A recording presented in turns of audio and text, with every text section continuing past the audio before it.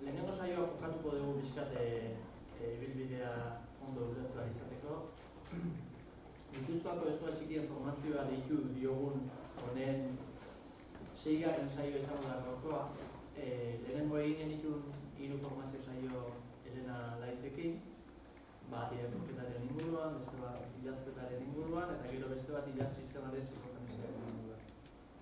Horren ostean, heldu genion proiektu bidezko metodologiari, eta proiektu bidezko metodologiaren inguruan 2 saio egin genituen, Miren Moderrezolakin eta Koldo Grabadanekin, elkarrizketa formatoan, eta eskate proiektu bidezko metodologiak izango dituzten oinarriak edo azaldu nahian, eta gero praktikara eraman nahian.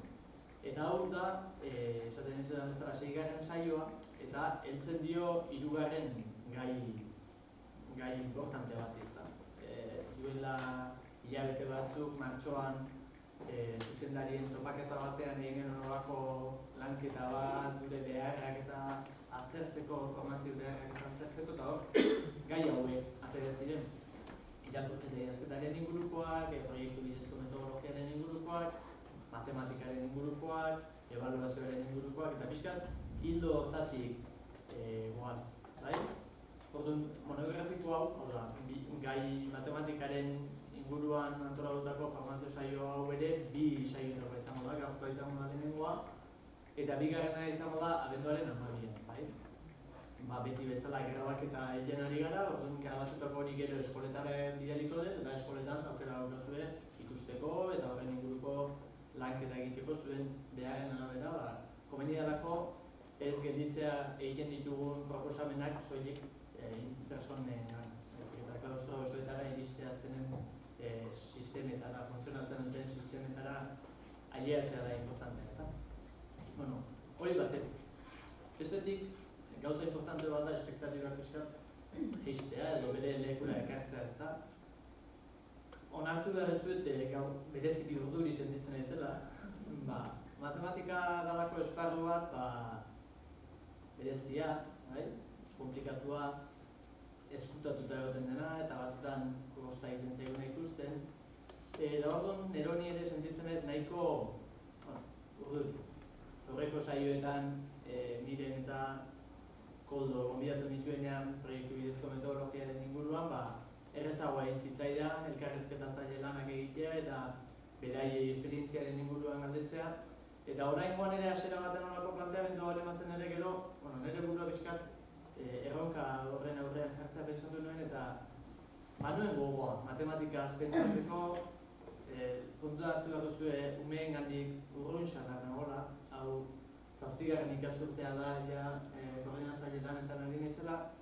Eta, klaro, ohartzen naiz, esaten ditudan gauzak, pentsatzen ditudanak, gero gelara eramateko batzutan egon kontzertu xamarrak izan ote daitezke, baina aldi berean beste batzutan pentsatzen dut ideia politiak edo baditu da.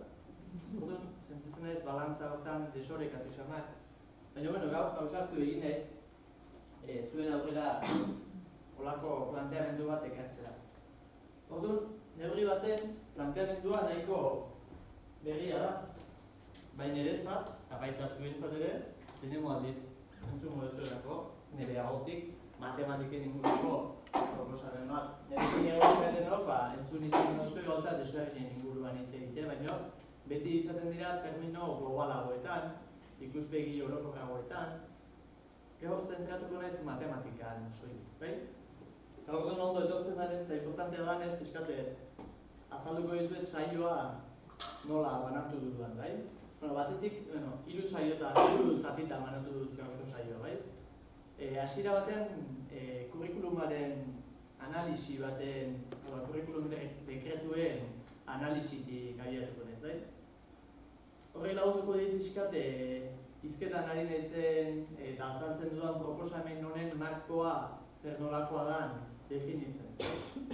Aztertu ditudan kurrikulumak 2 izan dira, hezkuntzakoa eta oinarrizko hezkuntzakoa, eta 2 horietan pixkat kompetentzia honen, matematikako kompetentzia honen garapenaren inguruan esaten direnak pixkat aztertu ditut, bai? Ze egitura duten, ze aurkezpen egiten zaigun, elkarrekin agertzen diren loturak eta bar. Eta beti saiatuko naiz gelako errealitatera ekartzen. Hor esaten den hori gelako errealitatera nola ekarri dute dezakegun pentsatzen. bai? Eta gure kasuan gure errealitate propio da. Hau da, nik egiten dituan proposamen guztiak dira duela urte pare bat egin genuen Euskadiko eskola txikien topaketan adostu genuen hildo hortatik eramaten gaituztenak, bai? Adin aniztasuna bultzatzen duten tamaina txikiko eskolak eta landa eremu batean kokatuak, bai? Hortik ateratzen ditugun ezaugarriak dira batetik adin aniztasun horri ahalik eta gehien erantzun behar diogula, tamaina txikiak ematen dizkigun abantaila horiek aprobetxatuz, eta landa inguru hortan, hau da inguruarekin elkarra eraginean arituz, ez da, nolabait esatu. Bueno, behin aurrengo zati hori amaitutakoan, saiatuko naiz definitutako marko hori gure inguruan non kokatzen den edo non ikus dezakegu definitzen edo azaltzen edo ideiak ematen, bai? Bizitzan matematika hori non aurkituko dugun pixka pentsatzen aurren eguneroko bizitzako egoera desberdinetan bilatzen hasten garenean matematika hori zein lekutan aurkitzen den, ezta? Zein espazioetan edo nola kokatu dezakegun gelan bertan eta, bueno, pixka perspektiba desberdinak ematen saiatuko naiz, bai? Ni neroni ere hortan saiatu naizela. Eta hirugarren eta azken zatian egindako ibilbide honen ondotik sortzen zaizkigu proposamen didaktikoen inguruko lanketa bat egingo dugu pixkat aldalin bada guztion artean, nik idari naizela, baina nik eman ditudan ideia horietatik abiatuta saiatuko gara pixkat ideia horietan sakontzen gehiago, ezta? Proiektu bidezko metodologiaren oinarri nagusia bereziki izan zen, ez dut esango nagusiki hori izan zenik, ez genuen hainbeste zentratu zein gaitik abiatzen zen, baina gaurkoan zentratu behar dugu proiektu bidezko metodologia baten oinarritzen ari garela pentsatuz, hori matematiken ikuspegitik, hau da, gure zentroa matematika, zientzia izanik, nola uztartuko ditugun beste kompetentziak hizkuntzetakoak eta artistikoak edo, bai? Orduan, horiexek izango dira pixkat landuko ditugun gaurko gaiak. Abenduaren 12ko saioan, bueno, ja itxaruta dut baten edo beste gure gana etortzeko, nik gaur aurkeztutako marko horren baitan ikusten dudalako berak gelan egiten duen proposamena, bai? Orduan, proposamen horren inguruko praktika zehatzagoak ikusteko aukera izango dugu. Eta horrei esker, landu ahal izango duzue, zuen eskolara eraman dezakezuen proposamena, demagun urtarriletik aurrera, ezta? Bueno, orduan, kurrikuluma aztertzen hasi horretik, pentsatzen nahi joan nintzen matematika zertan, zein oinarritan definitu dezakegu matematika, eta, klaro, historia luzea du matematikak, ez da orain goxeko zientzia, eta orduan, autoreetara joatea pentsatu nuen, autorek matematiken inguruan esaten zutena zeote zen ikusteko, ezta? Eta lehenengoa Galileoren esaldi hau bildu nuen, interesante ebitu zitzaioelako esaten zuena, ezta? Gazteleratik ikarri nuenik, baina, euskaraz jarri dut, unibertsoa hizkuntza matematikoan idatzita dago, esaten du, eta niri behintzat, interesgarria iruditu zitzaian, esaldia bere osotasunean. Pixkat interbentzio edo, feedback pixkat eskatu zuen zer sugeritzen dizue esaldi honek. Unibertsoa hizkuntza matematikoan idatzita dago.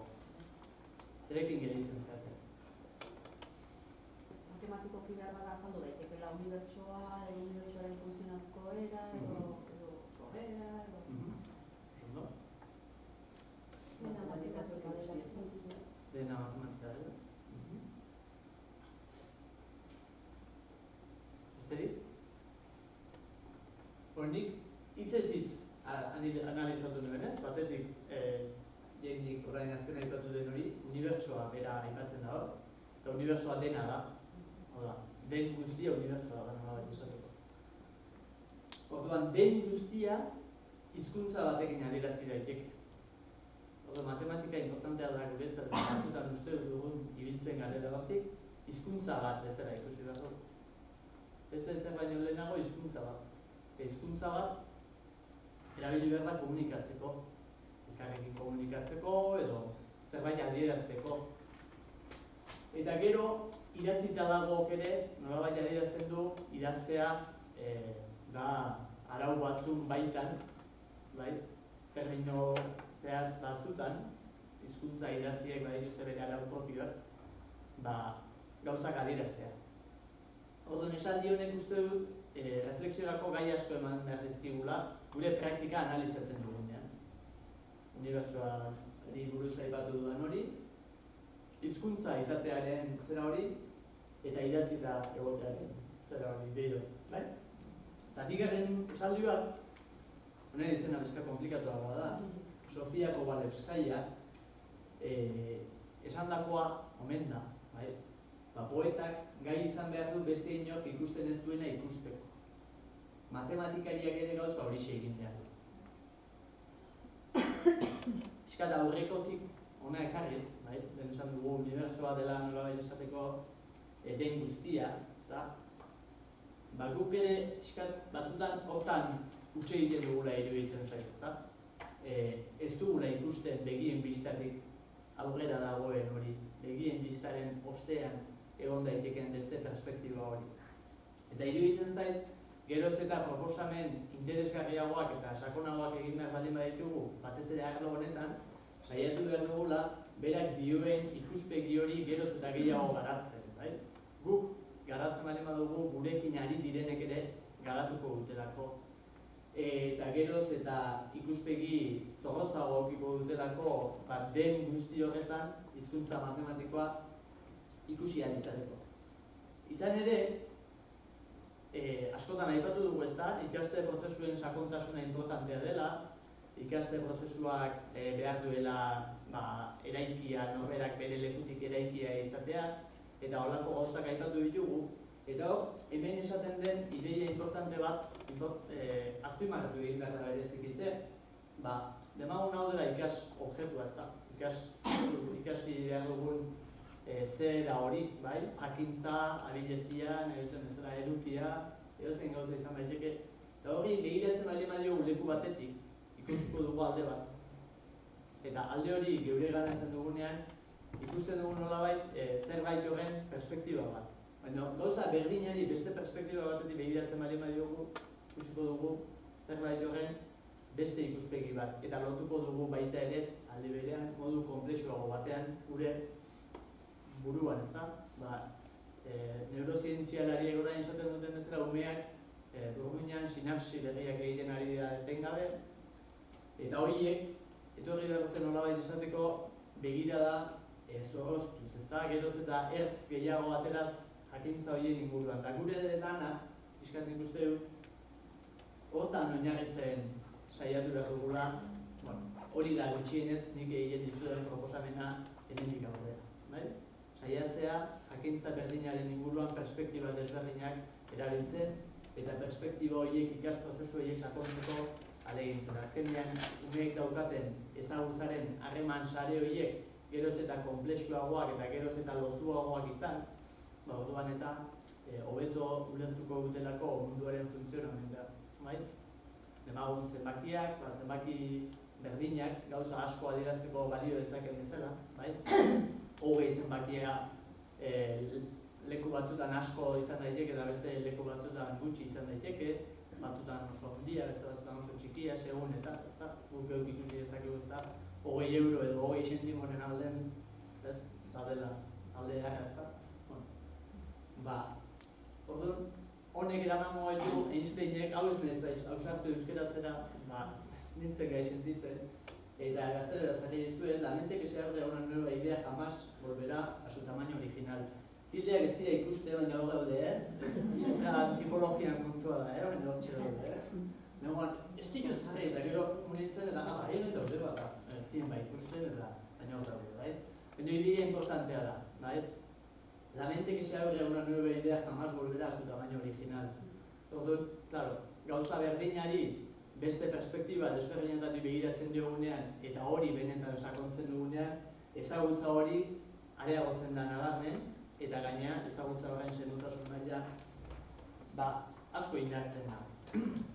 Baina orain sartu daitezen ja arlo errealera, hau da, gu egunero ukitzen gaituen gaiotara da kurrikuluma, bai? Kurrikulumak asko daude, bai? Lehenengo bakoitzak berea darama, bai?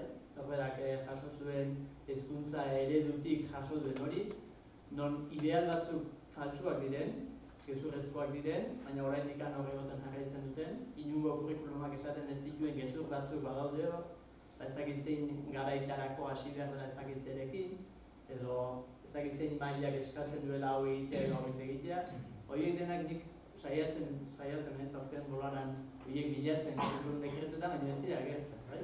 Orduan, benetan diotxu ez zuen barruan daude, horiek sinisten baino badituzue ez beste inon, bai? Orduan, kurrikulum dekretuak gaur egun Euskadiko maila mentzat guri dagozkigunak bi dira, bai? 227/2015 dekretua haur hezkuntzako arautzen duena, eta 226/2015 dekretua oinarrizko hezkuntzako arautzen duena. Eta oinarrizko hezkuntza da lehen eta bigarren derrigorrezko hezkuntza, bai? Eta honan zer dion haur hezkuntzako kurrikulumak matematika definitzerako orduan. Interesgarria da definizioa, luzea da, baina. Bueno, matematikarako kompetentzia lantzean, errealitatea ulertu eta interpretatzeko tresnak eskuratzen dira. Eta horien bidez, errealitateko elementuak identifikatzen dira, eta elementu horien arteko erlazioak, formak, denboraren erabilera, eta espazioaren adierazpena zehazten dira. Haurrak, bere burua ezagutzeko, inguru kokapena jabetzeko eta ingurumen fisikoarekin hartu emanak izateko prozesuan, ingurumen fisiko horren elementuak aztertzen, behatzen, esploratzen, ikertzen eta identifikatzen ditu. Ordenatu, sailkatu eta zenbatu egiten ditu. Elementu horiekin egindako ekintzak izango dituzten ondorioak aurreratzen ditu eta manipulazioetik abiatuta eboluzio bat izaten du. Harik eta haien errepresentazioak eta hitzezko adierazpenak egiten dituenak. Hau da, haur hezkuntzako kurrikulum dekretuak matematikako konpetentzia aipatzerako orduan egiten duen definizioa. Gero badakizue kurrikulum dekretua eremuetara eta bat pasatzen dela, eta eremu horietan egon daitezkeen konpetentzia ezberdinen inguruko aipamena egiten du. Baina haur hezkuntza, eta nik esango nuke derrigorrezko hezkuntza guztian, ez genuke gehiago ezer behar, definizio hontan agertzen direnak aurrera eramateko gai bagin. Gazgela. Ez dugu beste ezer behar. Izan ere, hasieran esaten du, matematikarako kompetentziak errealitatea ulertzen lagundu behar dugula. Bai? Errealitatea ulertzea da, norbera bizi den leku hori ulertzeko ahalmena lortzea. Norbere inguruan bizi direnak ulertzeko ahalmena. Azkenean bizi gara leku batean eta jende batekin bizi gara. Bere bizitzaren dinamika ulertzeko albideziak ematea. Eta horrek guztiaren hizkuntza matematikoa edo perspektiba matematikoa ematea.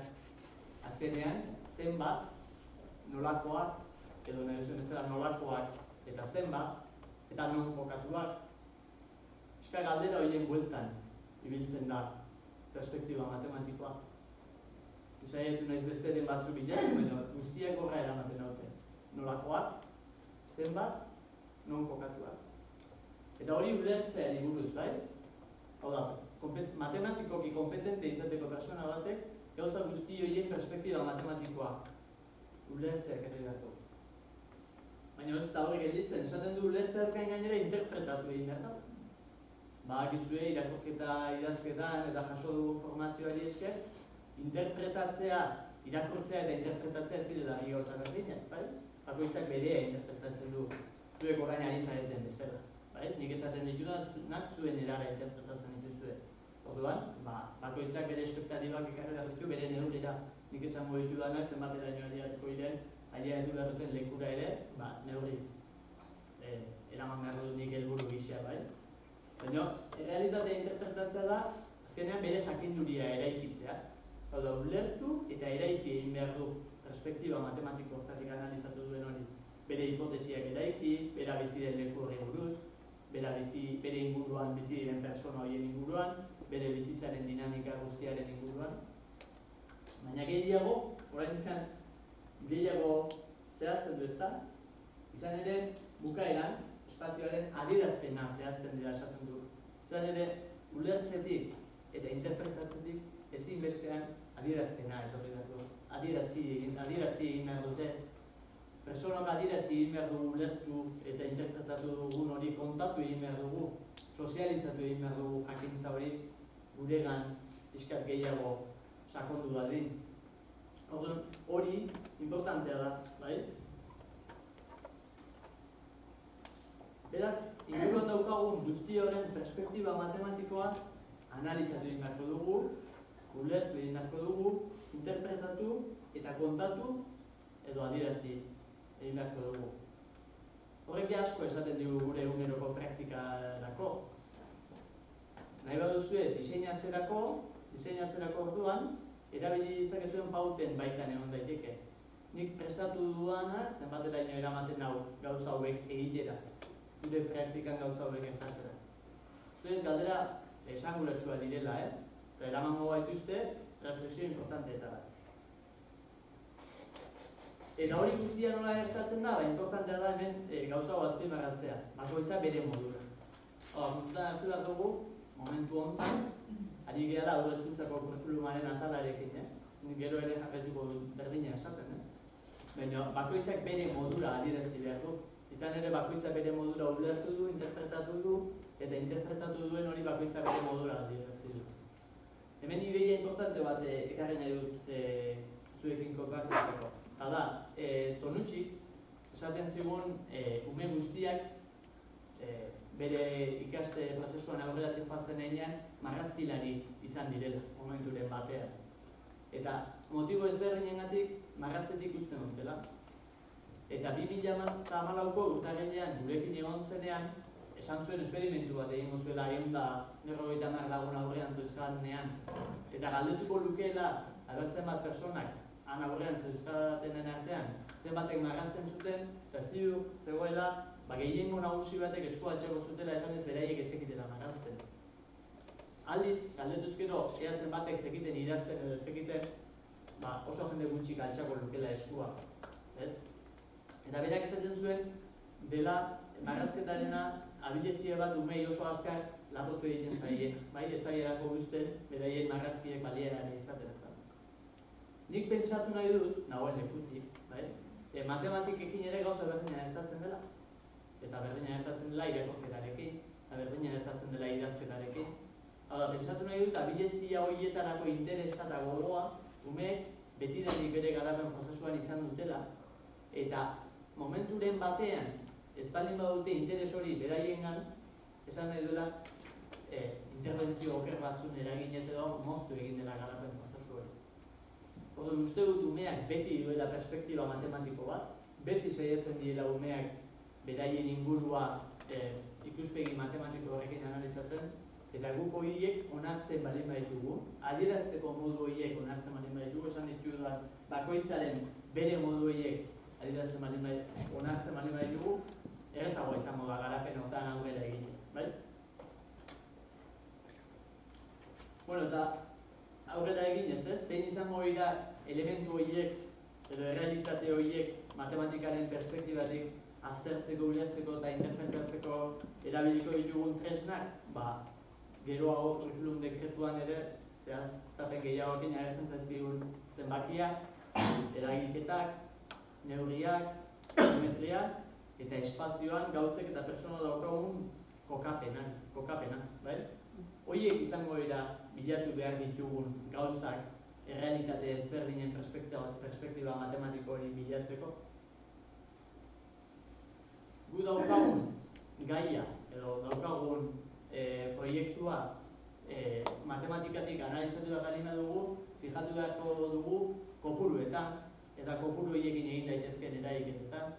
Eta beti ikusi izan dugu zaila dela, zenbait gaiekin perspektiba matematiko hori ikustea, baina gaur ideia berriak eman nahi dizkizuet horretarako ere.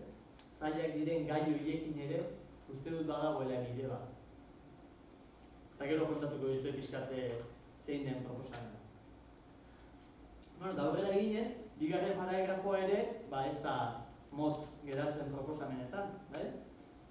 Haurrak bere burua ezagutzeko, inguru kokapenaz jabetzeko eta ingurumen fisikoarekin harremanak izateko prozesuan, ingurune fisiko horren elementuak aztertzen, behatzen, esploratzen, ikertzen eta identifikatzen ditu. ordenatu, sailkatu eta zenbatu egiten ditu. Elementu horiekin egindako ekintzak izango dituzten ondorioak aurreratzen ditu. Eta manipulaziotik abiatuta, evoluzio bat izaten du ariketa, errepresentazioak eta hitzezko adierazpenak egiten dituen arte.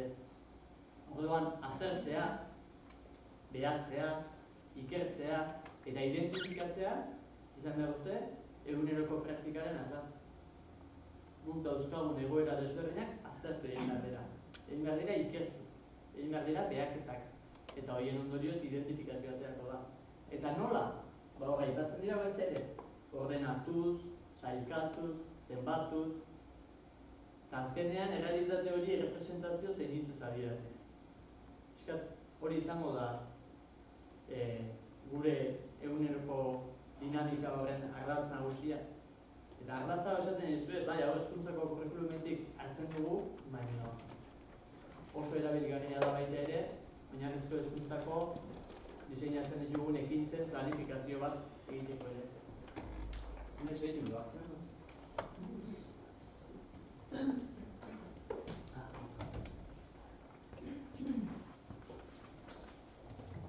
Orduan, oain, botako dizkizuet definizio honetatik, soilik atera dizazkigu nahi bat irizpide, gure praktika metodologikoa analizatzeko, bai? Hau guztia bidaliko dizuet, bai? Zara ditut aktu apunteak, batzuk behar izaten ditugu edo behar izaten dituzuen ezela, baina dokumentu idatzia sortu pixkat jarraitzeko ez nintzelako oso seguro sentitzen eta bat, orduan dokumentu hau konbart zegoen izango da, arazorik bat ere, bai? Orduan apunteak hartu behar ditunak, baina orain esaten ditudan irizpidea kopiatzen jakozu zertan nahi, ez? Eta horako gauzak ere ez noski. Batetik orduan, jarri zaitezte zuen gelako eguneroko dinamika horietan, matematiketarako diseinatzen dituzuen eguneroko egoera horietan, eta galdetu zuen buruari. Nik prestatu dudanak inguruneko elementu fisikoak aztertzea, behatzea eta ikertzea aldakar. Hau da, manipulazioari bat dago nik planteatzen ditudan ekintza horietan. Ez da azterketa bat, eta barrurako begirada bat, hola egiteko. Prestatu dudan horrek errealitatea perspektiba desberdinetatik ikusteko eta analizatzeko aukerak ematen aldizki aurrei, bere jakintzen arteko interkonexio berriak sortzeko bideak izan aldaitezke. Ordenatzea, zenbatzea, sailkatzea eta bar bezalako ekintzak bal daudenik planteatutako ekintzetan. Errealitatea adierazteko ahaleginak egin behar dituzte aurrek nik proposatzen dituden ekintza horien ondorioz. Zenbakiak, eragiketak, neurriak eta geometria agertzen altzaizkigu zehar lerroko eduki moduan. Uste dut analizi hori egiteak lagunduko digula umeekin diseinatzen, prestatzen, egiten dugun praktika horren analizi sakon bat egiten. Galdera horiek lagunduko digute benetan kompetentzia matematiko hori ikuspegi honetatik lantzen ari ote garen edo zein ikuspegitatik lantzen ari ote garen.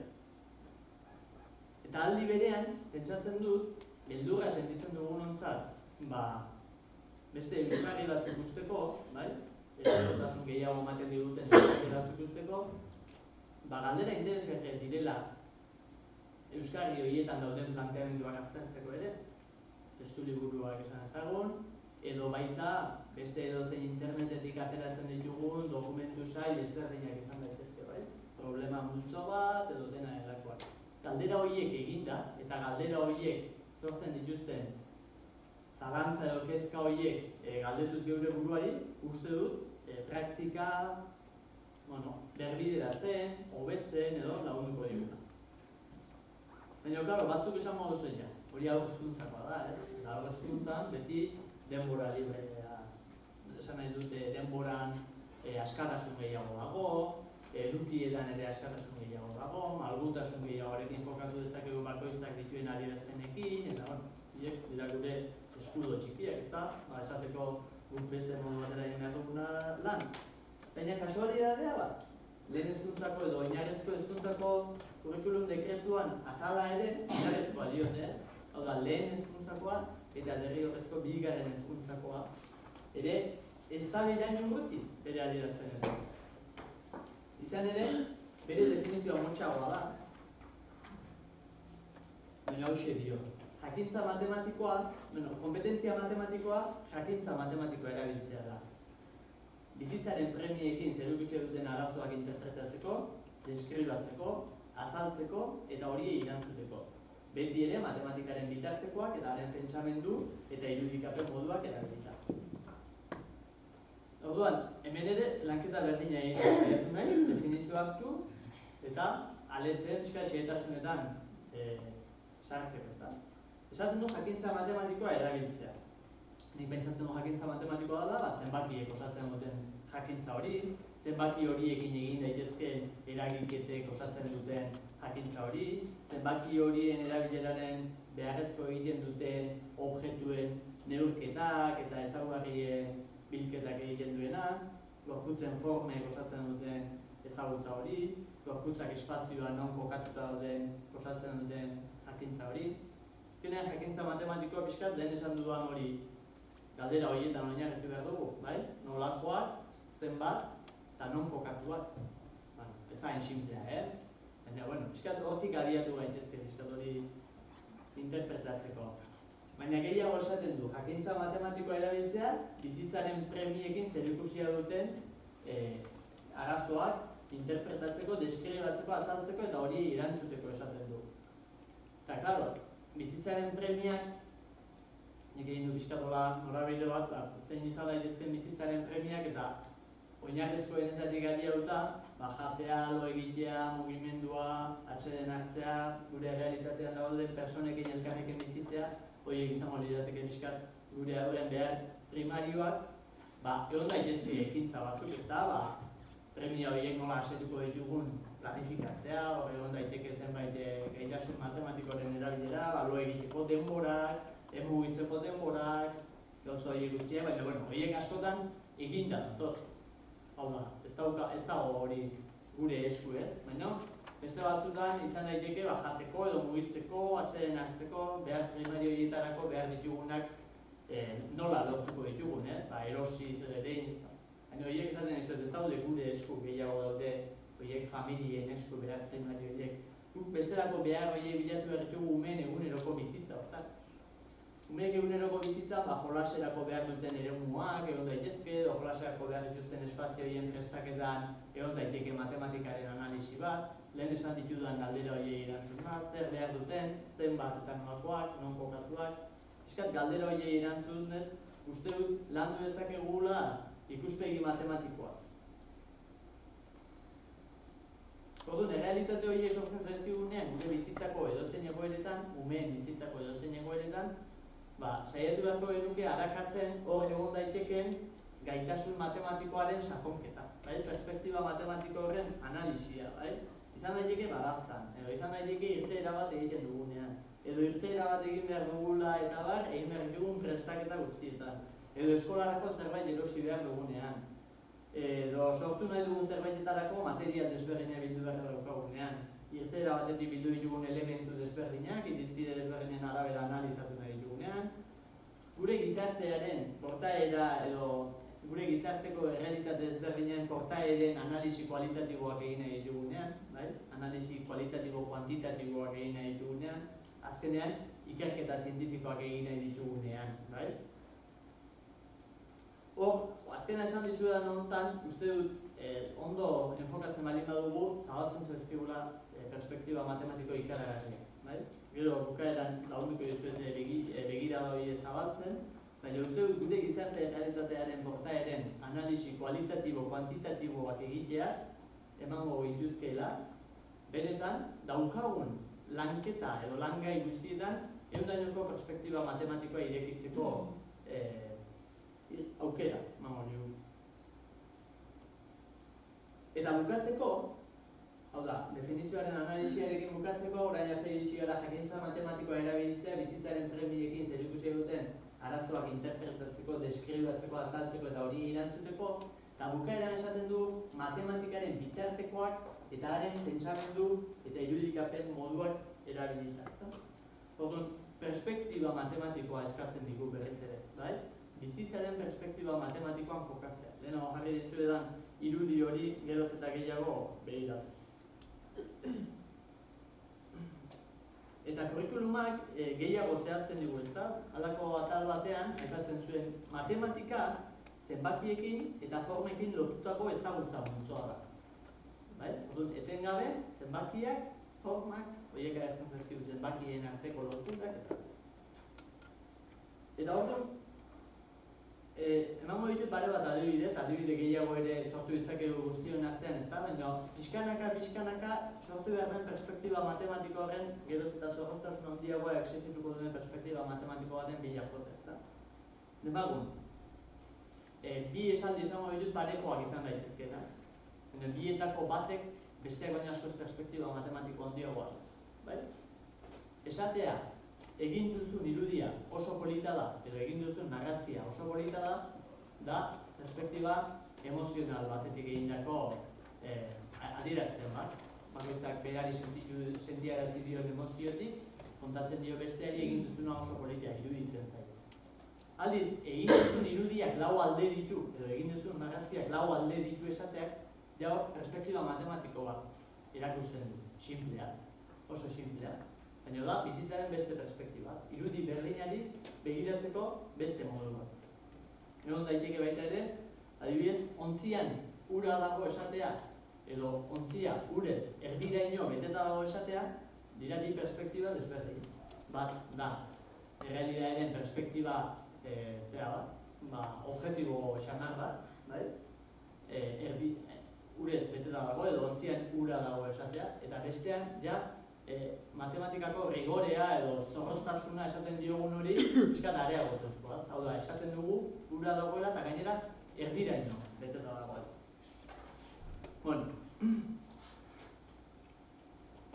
Eta pixkat lehen hezkuntzako kurrikulum dekretuan aurrera eginez, zehazten zaigu konpetentzia hau garatzeko eduki multzoak edo daudela. Eduki multzoen deskribapen bat egiten zaigu, eta eduki multzo horietan bilatuko ditugunak zeintzuk izango diren zehazten dizkigu, ez? Eduki multzoak ondokoak dira, 5etan banatzen du, bai? Zenbakiak eta eragiketak. Gero neurria, geometria, informazioaren trataera, zoria eta probabilitatea, denak batean, eta problemak ebazen, bai? Norbait oposaketetarako reflexionatzen ari baldin bada, ondo datortzia, bai? Horako gauzak ere importanteak izaten dira. Baina, kurrikulumak badu paragrafo interesgarri bat eduki hauen egiturari buruz aipamen interesgarri asko egiten duena. Eta da, adierazi beharra dago antolatzeko modu bat baino ez dela.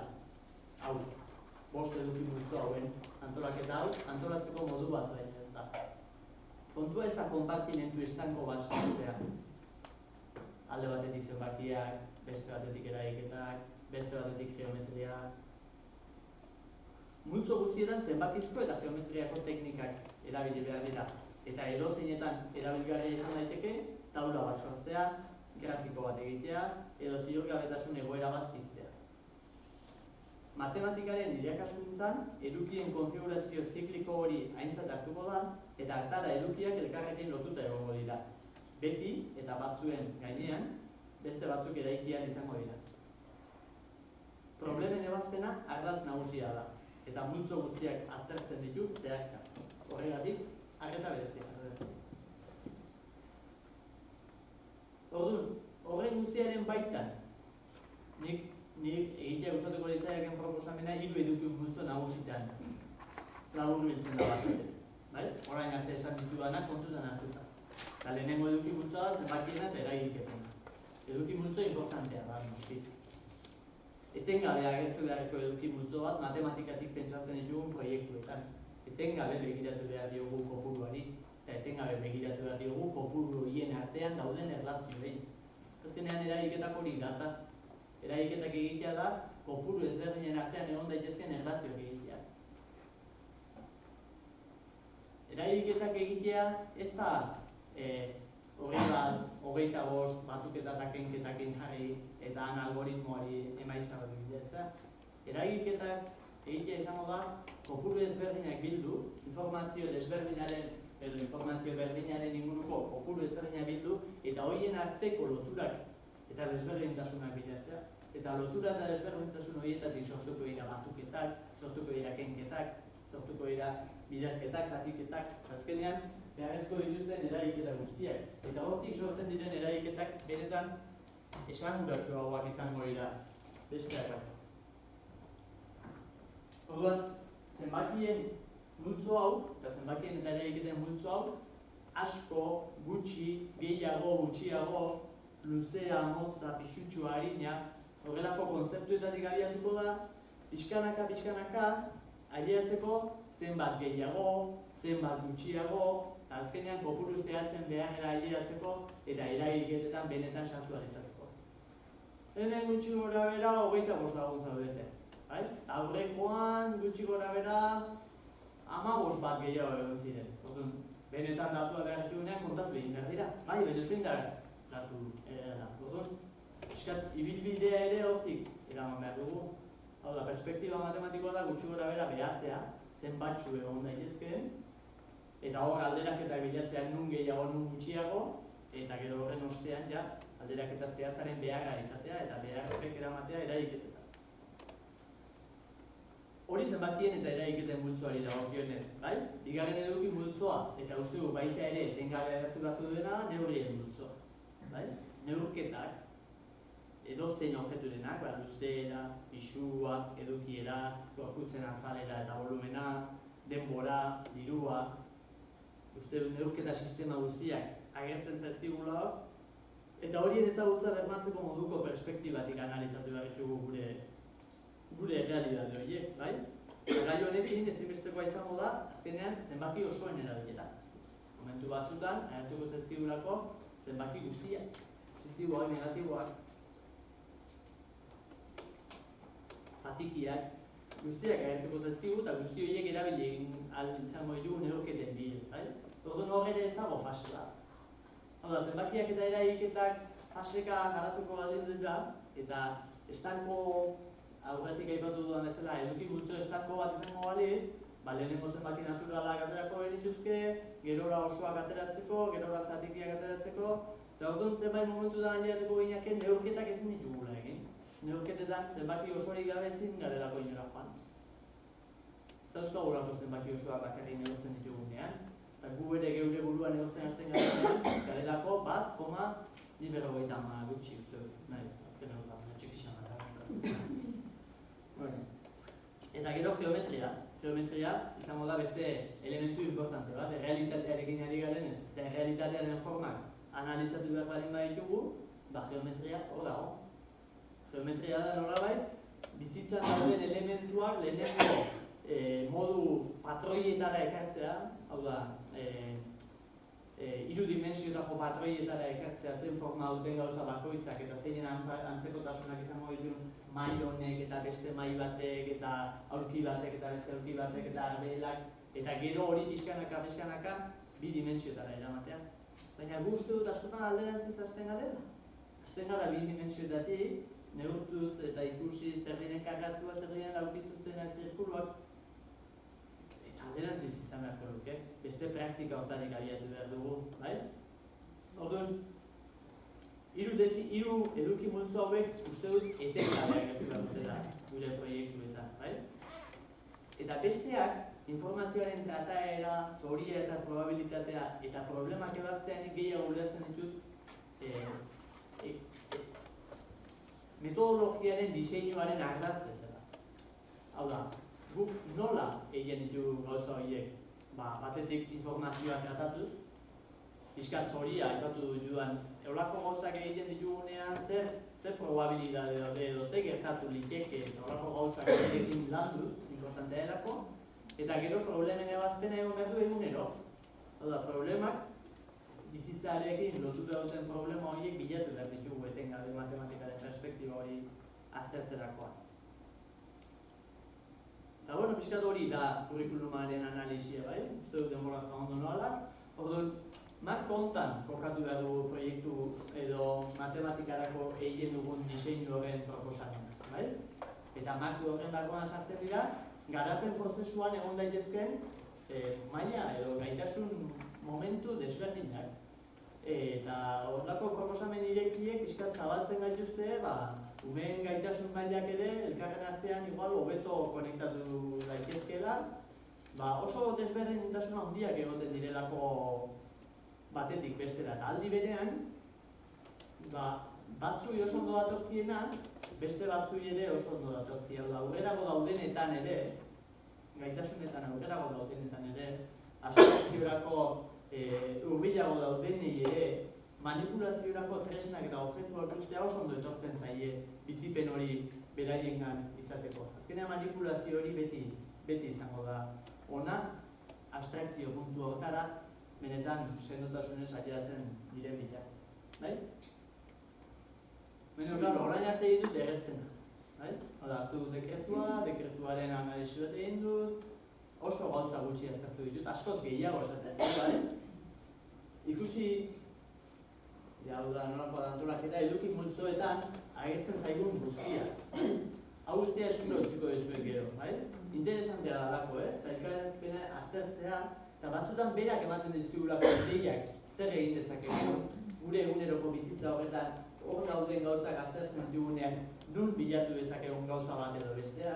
Orduan eduki multzoak, azten dira lehenengo eduki komunetatik, hau lehenengo ziklokoa da, da bat 2-3 mailetakoa, eta gero beste bat dago, 4-6 mailetarakoa, baina egitura berdina du, gauza desberdin batzuk zuten dira, Hala ere esaten dizuet, perspektiba honetatik eta lan egiteko modu honetatik, behar da ez du zentzu hondirik batzuk eta besteen artean, igual abstrakziorako hurbilketa geroago egon behar du, noski adin txikienetan, adin goiztiarenetan, ez daukate unean gaitasunik abstrakziorako, eta gure eskolan dauden faseotan oso gutxik lortzen dutela benetan abstrakziorako gaitasuna. Orduan, batez ere honi begiratzen behar diogu, eduki komunak agertzen zaizkigu lehenengo, gero zenbakiak eta eraiketak, gero aurrera joan da badaude neurriak eta magnitudeak kalkulatzea eta gauza gehiago agertzen dira, geometria, informazioaren trataera zori eta probabilitatea, eta problemak ebaztea. Baina esaten dizuet hori duna, non aurkituko dugu gure bizitzako eguneroko dinamika horietan. Eta hori pixkat saiatu naiz, bilatzen guk daukagun definizio propio horren baitan. Hau da, eskola txikia baldin bagara, besteak beste adinean izasuna bultzatzen dugun tamaina txikiko eskola, eta landa ere batean kokatuak, hor aipatzen diren gauza horietan bilatzen saiatu naiz, Lehenengo ordea gustatuko lehitzaileak bideo zatitxo bat ikusten. Interesantea da bideo zatitxo hau. Subtitulatua dago, inglesezkoa da, nire gauza handian jarriko dizuet hobeto irakurri alizateko, eskat denboran desfase bat egiten du. Aukeratu dut zati bat, ni nahi dudan zati bat ikusteko, bideoa ia 20 minutua da, eta orduan hau ere bideatuko dizuet osoa ikusi izatzen, baina osoa ikusteko gaur hemen denbora gehiagik beharko genuen. Baina zatitxo hau 5 minutuko zatitxo bat da, oso interesantea da. Eta beak egiten du pixkat modu zela subtituluak automatikoki inglesez ateratzen dira.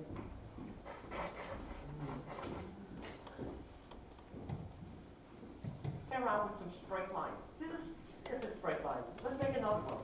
So every time we move one down and one across, and we draw a new straight line, right? So we do this over and over and over. And we look for patterns. So this pattern emerges, and it's a rather nice pattern. It looks like a curve, right? Just from drawing simple straight lines. Now I can change my perspective a little bit. I can rotate it, and then have a look at the curve. What does it look like?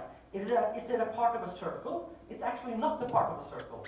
So I have to continue my investigation and look for the true pattern. Now, perhaps if I copy it and make some art, well, no. Perhaps I should extend the lines like this and look for the pattern there. And let's make more lines. We do this. And then let's just zoom out and change our perspective again. And then we can actually see that what started out as just straight lines is actually a curve called the parabola. This is represented by a simple equation, and it's a beautiful pattern. So this is the stuff that we do. We find patterns and we represent them. And I think this is a nice day-to-day definition. But today I want to go a little bit deeper and think about what is the nature of this? What makes it possible? And there's one thing that's a little bit deeper, and that has to do with the ability to change your perspective. And I find that when you change your perspective, and if you take another point of view, you learn something new about what you are watching, or looking at, or hearing. And I think this is a really important thing that we do all the time.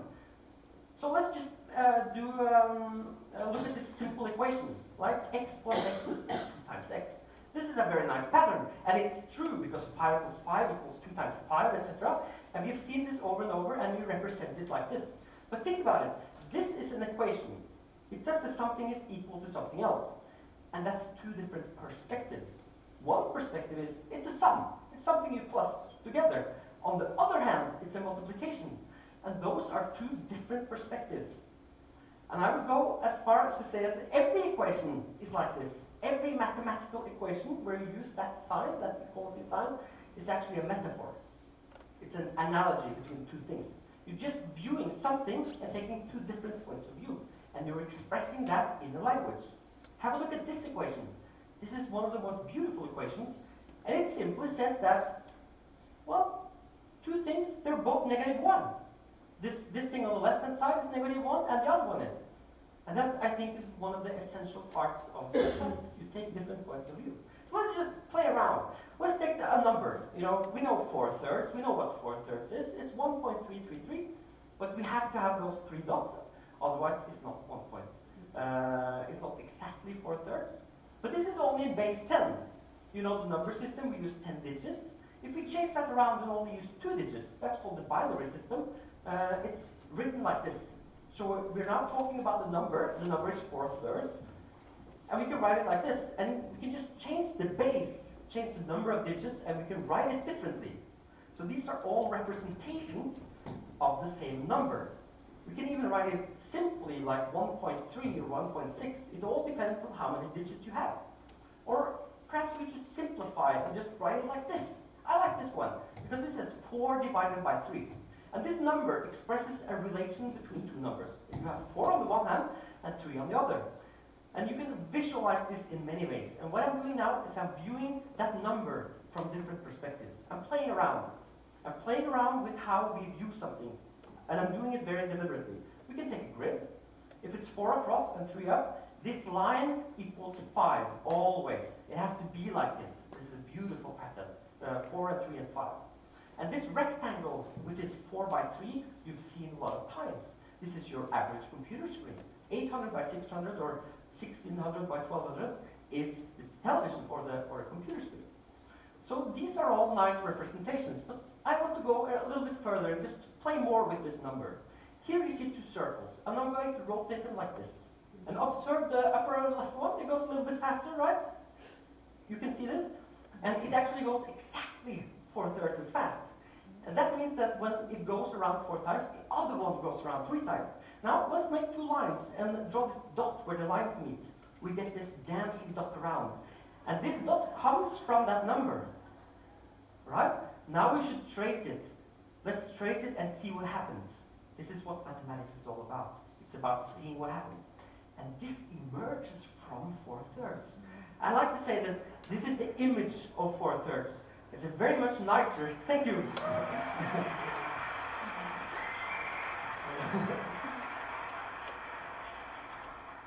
This is not new, this has been known for a long time. But, but this is 4/3. Let's do another experiment. Let's now take a sound. This sound. This is a perfect A, 440 hertz. Let's multiply it by 2. We get this sound. We play it together. Sounds like this. This is an octave, right? I can do this game. We can play a sound, play the same A, then multiply it by 3 halves. This is what we call a perfect fit. Sound really nice together. Let's multiply this sound by 4/3, right? What happens? You get this sound. This is the perfect fourth. If the first one is an A, this is a D. They sound like this together. This is the sound of 4/3.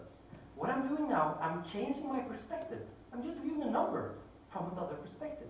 I can even do this with rhythms, right? I can take a rhythm and play 3 beats at one time, in a period of time. And I can play another sound 4 times in that same space. And it sounds kind of boring, but listen to them together. Hey! So, I can even make a little hi-hat. Can you hear this? So, this is the sound of 4/3. Again, this is acid rhythm. And I can keep doing this and play games with this number. 4/3 is a really great number. I love 4/3.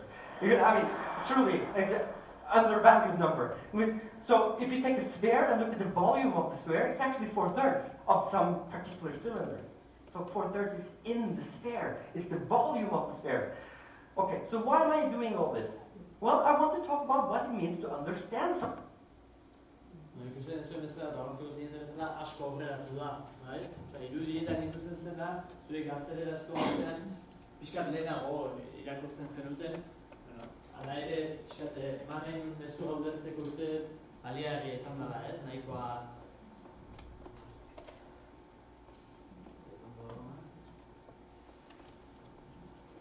Bila behin mutzen bali madezu,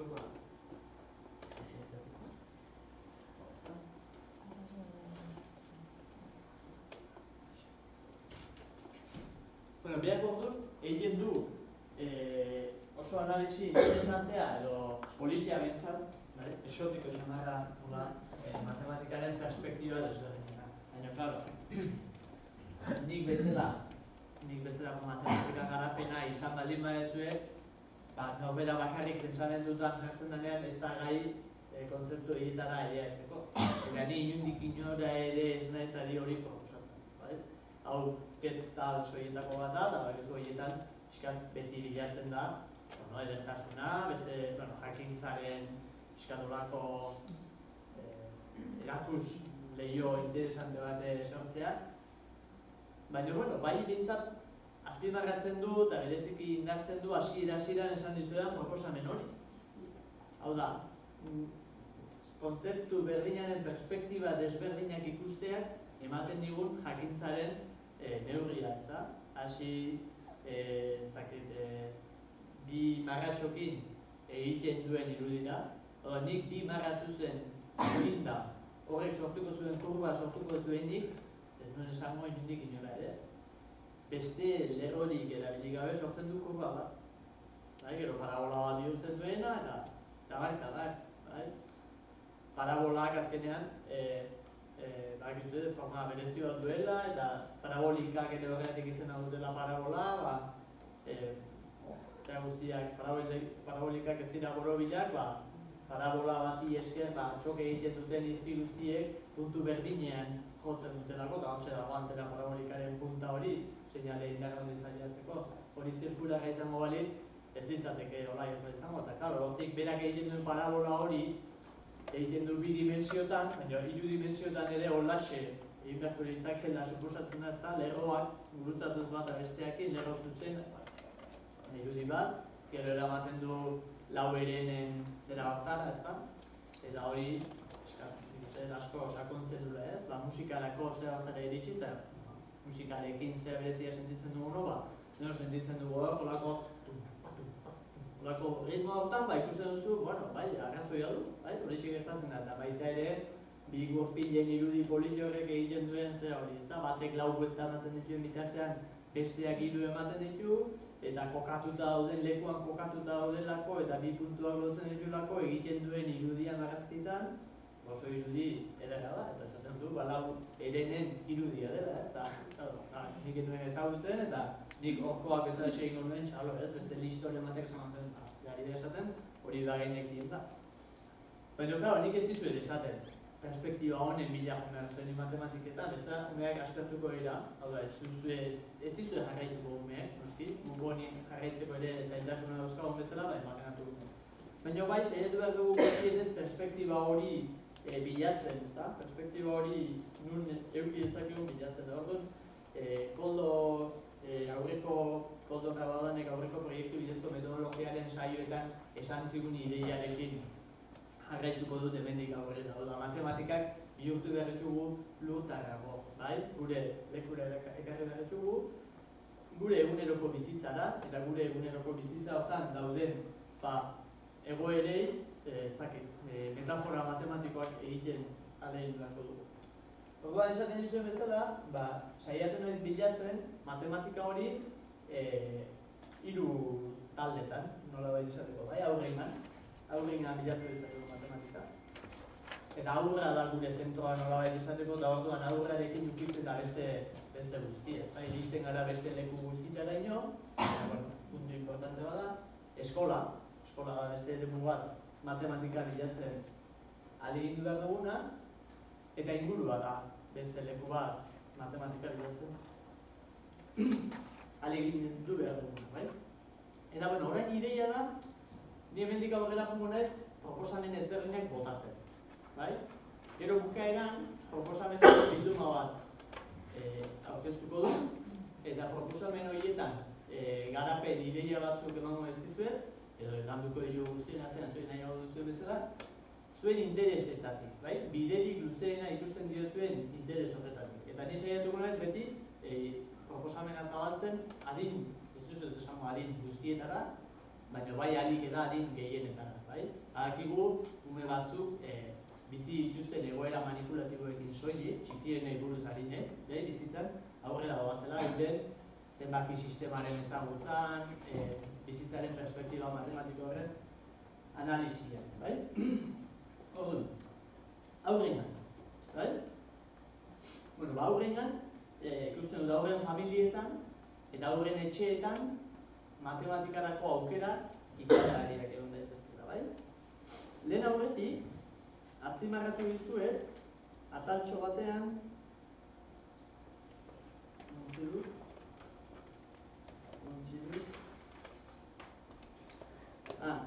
gure gizartearen errealitatearen portaeren analisi kualitatibo kuantitatiboak egitea.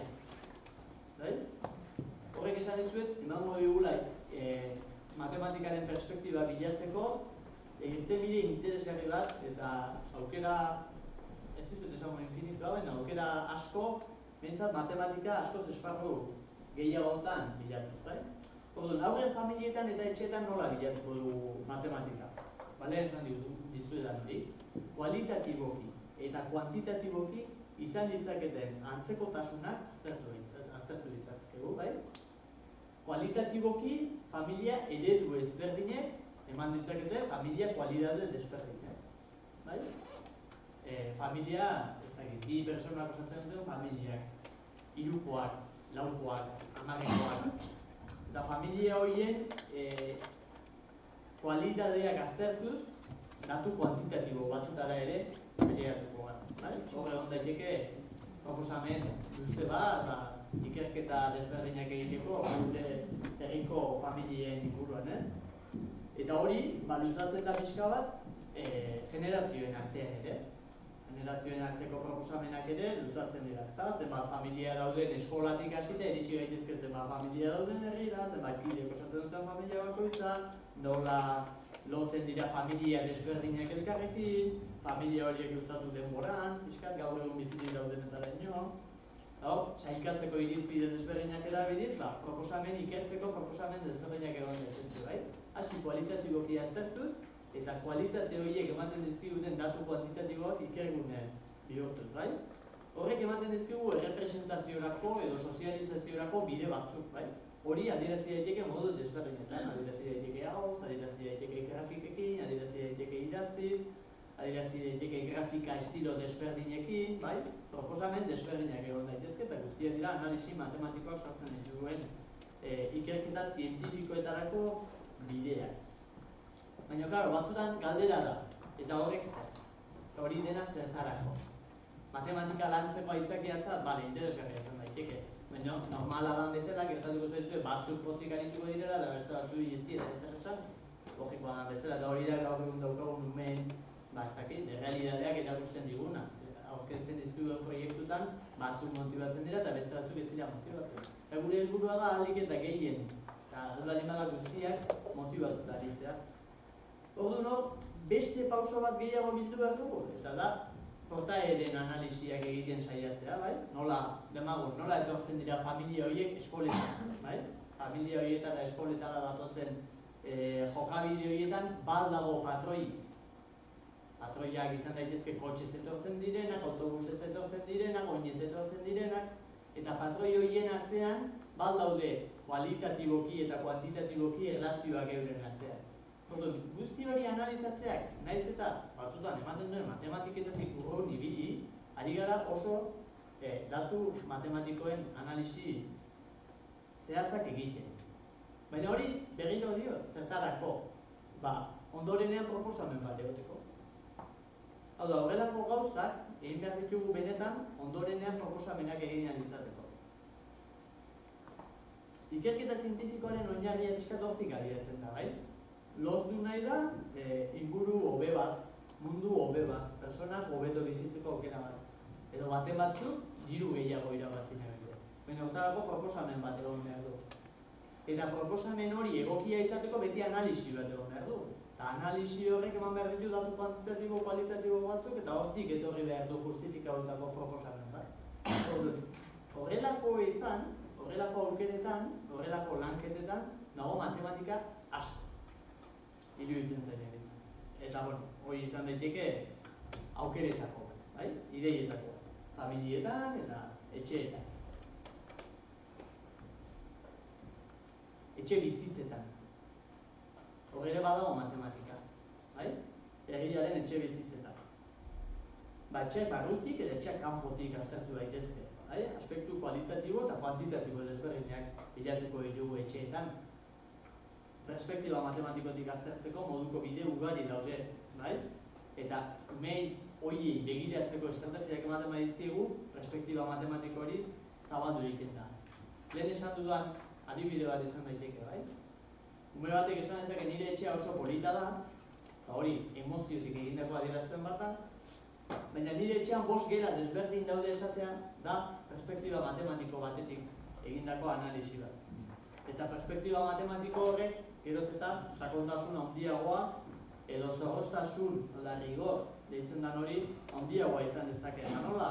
Gurasoen gela handiena da, nirea eta ernaiarena txikiagoa eta jostailua dauzkagun gela txikiena. Demagun hori da, adierazpen matematiko bat, konparaketa batzun baitan egiten duena, handiagoa edo handiena, txikiagoa eta txikiena. Baina hori, zorroztasun gehiagorekin analizatu daiteke.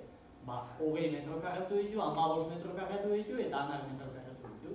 Eta horiek, lehen esan dugun ekuazio horietan, dira adierazpen berdinak. Hau da, esatea, gure etxeko gelarik handiena nire gurasoena da, erdiko gela gurea eta txikiena jostailuena, edo esatea, batek 20 metro karratu ditu, besteak 15 metro karratu ditu eta besteak 10 metro karratu ditu, dira metafora edo realitate berdinaren metafora desberdinak nola baita esateko. Orduan, saiatu behar dugu perspektiba matematiko hori hortik ikusten. Eta hor ere lehengoarekin lotuta, familia ereduari, etxe bizitzari lotuta, egon daiteke baita ere beste ikergune bat. Zein bat bizi diren, non bizi diren, sartu gaitezke baita ere etxe bizitza horietan dauden ohituretan, zenbat zei jaten duten, nola jaten duten, baote dagoen familia desberdinen arteko jateko patroilik. Astean bitan againa jaten da, astean bitan adagia jaten da, beste astean behin pasta jaten da, astean behin babarronak jaten dira. Holako patroiak aztertu daitezke ikasgelan dauzkagun edo ikastetxean dauzkagun ikasleen ikerketetatik eta patroi horiek analisi kuantitatibo kualitatibo. Zertarako diot berriz ere, hau da, hau guztia gelditzen baldin bada paper batean, analisian soilik eta gero ez baldin badago hortik proposamenik, ez du ibilbiderik. Argi dagoena da, aspertu egingo direla umeak, ez duela ibilbiderik izango, baina fondoan baldin badago ondorengo proposamen bat egitea behar da motivazio izgarri bat izan daiteke. Demagun janariaren analisia izan daitekela, orain garaian eta justu behar duten lekuetara janaria nola bidali dezakegun proposamen bat egiteko herriko etxe guztietan. Eta gero hori benetan gertatu den edo ez analizatzen da. Hasi gaitezke jantokian sobratzen zaigun janaria zenbat kilotakoa den analizatu, konparatuz gero gu hainbeste gara, hainbeste jaten dugu eta hainbeste sobratzen da, horrek badarama gero beste ekuazio batzuk. Etxe hauetan hainbeste dira, hainbeste jaten dut eta hainbeste sobratzen da. orduan sobratzen den hori guztiak kalkulatuko bagenu eta eramango. Hor badago ibilbide matematiko interesgarri da, motibatzailea izan daitekeena, behar solidarioekin erantzuten delako. Eta solidaritateak umeak mugitzen ditu askotan. Norbaiti laguntzeko izateak askotan umeak mugitzen ditu, batzutan gu geu baino gehiago. Baina uste dut hor proposamen interesantea daudela. Eta ez da soilik perspektiba matematikoa garatuko baizik, eta beste perspektiba batzuk ere sakondu egingo ditugu. Etxean dauden beste ikergune matematiko interesanteak izan daitezke etxean dauden erropak. Erropek ze taila dituzten, lehenagoko erropak nolakoak zituzten umeek, taila horietan dauden patroiak zeintzuk diren, patroi horiek nola errespetatzen diren, ni oso gauza interesanteak ikasten ari naiz matematiketako zeatan, baina nola neurtzen diren galtzerdiak eta lepoaren tamaina ez da gitzago dezentzia, baina oso interesantea ziren gauza horiek, asko oso dezentzia. Baina gauza horiek batzuk badak ezkite, eta beste batzuk ez dakizkigu. Eta askotan oso jakintza, konpartitzeko moduko jakintza interesanteak izaten dira. Eta behar bada holako lanketetatik, holako jakintzetara aileatu gaitezke, ezta? Gaitasun horietara aileatu gaitezke.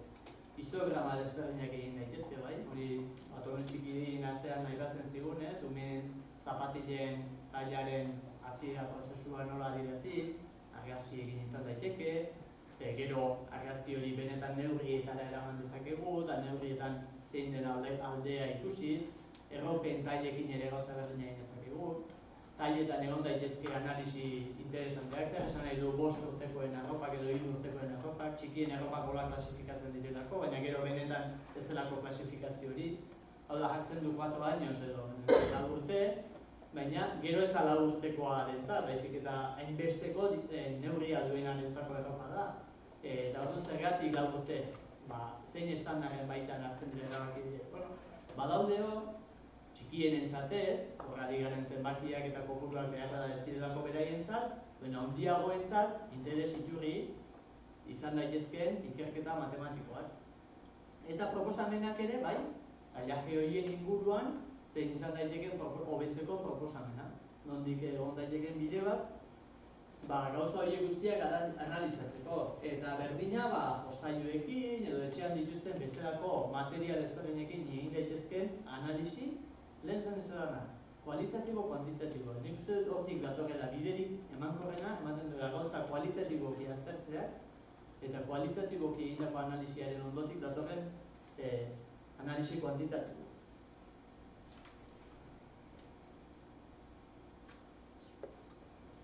Irudiak jarri ditutola estetikoa diagitu, beste ez baina ez mezua zerik bilatu, baina bai, badute bere zentzua ere, estetikoa izan arren, eskolan, ez? Eskolan, uste dut, proposamen asko eduki ditzazkegula perspektiba matematikotik analisi interesanteak egin ditzakegu. Baina, uste dut, ez naizela okertuko esaten baldin badut, proposamenik interesgarrienak helduok egiten ditu. Geuk bakarrik eta umeekin kontatu gabe. Eta gero umei aldez aurretik egindako lan hori ematen dugu. Demagun, norbaitzuk etorri behar baldin badute lan gai batekin ari garelako demagun lanbideak edo demagun beste edozein gauza, bakoitzaren bidaiak edo edozein gauza, egon daiteke perspektiba matematikotik analizatzeko egoera bat. Hor dut egiena eta noiz etorri daitezken, zenbat aukera dauden etortzeko, aukera horiek nola okupatzen dituzten, zenbat denbora emango digun bakoitzari, gero erlazioak eta gauza matematiketik aparte egon daitezken gauza desberdinak egon daitezke, bai? Material erosketak egiten ditugunean ere beste proposamen interesante bat egon daiteke. Aurrekontuak egiteko, informazio desberdina hartu eta sailkatzeko, erosi behar baldin dugu proiektu bat egiteko behar ditugun hainbat liburu, liburu horiek erostea eta liburu horien inguruan egin dezakegun aurrekontua gastatzeko modukoa edo badaukagun edo ez daukagun aztertzeko, interesantea izan daiteke lanketa hori bera ere umeekin egitea. Eta ez da denbora galtzea. Batzutan hala bizitzen dugu, Batzutan egin nahi dugu azkar, eta orduan erosi nahi dugu azkar, eta ekarri, eta aztertu, eta analizatu, eta gero pasa. Eta orduan gauzarik esan dizuet, esanguratsuenak, izango liratekeenak, egiten ditugu guk geuk, umeekin egin gabe uzteko. Uste dut umeek hor dituztela aukera, matematikei emateko aukera erreal ugari, bai?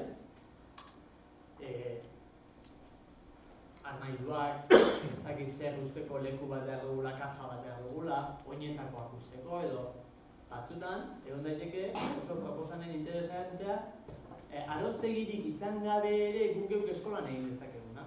Bai? Uste dut aroztegi bat eskolan edukitzea dela matematikari bide infinito bat irekitzea. Bai? Gainera daukaten eskolek hala ikusten dute. Bai? Praktikan hartzen duten heinean, umeek nola egiten dituzten beraien lehenengo esbozo batzuk, gero hori nola eramaten duten igual plano txikira, bai? Piezekin eta bar, gero pieza horiek nola errealidadean zertzen dituzten da dago, benetako matematikaren zea bat, ezta? Prozesu bat, non umeak azkenean zerbait sortu egiten duen. Baina ez daukagu beti horren zai egon beharrik. Hau da, ez dugu egon beharrik guk ere aroztegi bat izango bagenu eskolan, ez. Espaldin badokazue, egin ditzakezue gauza hau ezen bai momentutan. Proposamena umei egin, horrako zerbait behar dugu eskolan, behar ditugu bi ahal. Ez dakitze liburu berri erosi ditugulako eta liburu hientzako lekurik ez dagoelako eskolan. Nola egin dezakegu.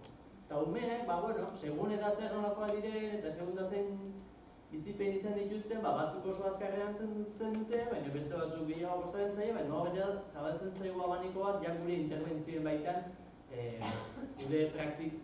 gure abileziaren baitan aztertu behar duguna, ez? Guztienak balio izateko aukerak ematea, guztiek proposamen desberdinak egiteko aukerak ematea, eta hau balin bada proposamen desberdinak balin baditugu, hobe, umei aukera desberdin gehiago eman ahal izateko, bai? Orduan, horiek guztiak eskolan bertan daude, eta uste dut aprobetxatu egin behar dira, bai?